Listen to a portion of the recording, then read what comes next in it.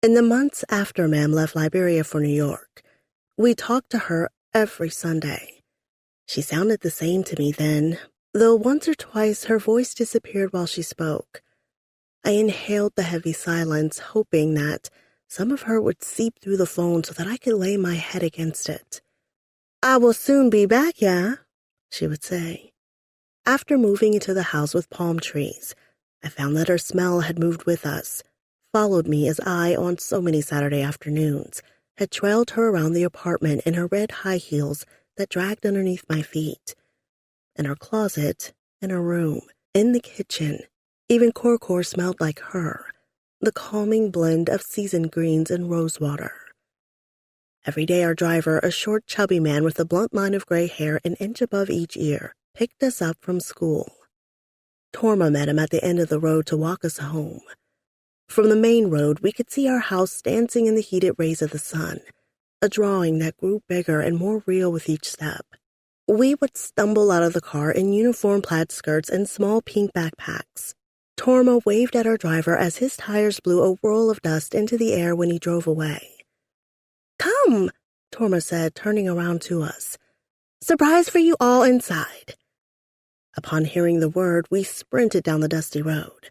It was dry season in Monrovia, and the sun strained its eyes, burning arms and feet as we ran. Money Sweet waved from a rose bush in the front yard, and we waved back before nearly tripping over our feet into the house. "Surprise today," he said as we climbed, one step at a time, up the porch stairs. He laughed and shook his head at our excitement. Inside, there was no father or grandparents. The foyer was empty. We searched our rooms and found nothing of importance or shock, so we approached Torma in the hallway. "You girls fast," she said. "Where's the surprise?" we asked. "In the den," Torma said. Before she finished the sentence, we were in full stride through the front hallway toward the den.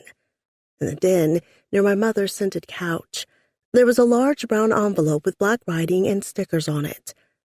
Any time something like that sat on the table when we came home, it meant that Ma'am had sent something for us. "It's from New York! It's from New York!" we chanted and took turns waving the large envelope in the air. The front door opened, and after a short set of footsteps, Papa walked into the den. "Mr. Moore, you here?"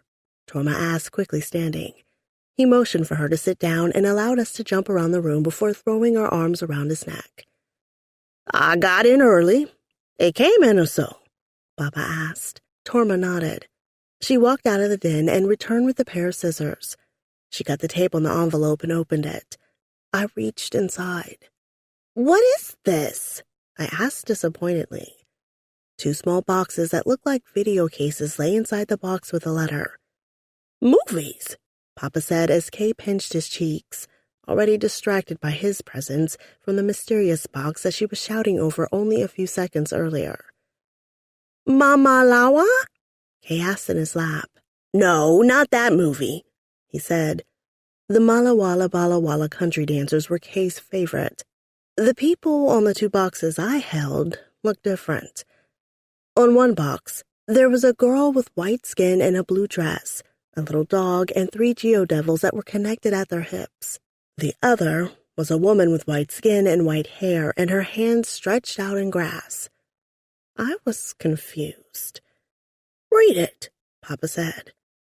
"Wizard of Oz," we read from the box with the geodevils. "Sound of Music," she read from the other box. I was still confused. "Why do they look like that?" I asked. "Like what?" Papa asked. "Like sick." "White and," I said. "They don't look sick. They just have different colored skin, like the missionary woman, Sis Walton," Papa said. "What?" I asked, disappointed. "Like our neighbors," he said. "The neighbor not white," I said. "No," Papa continued, "but he is different color." Torma held her hand to her mouth and giggled.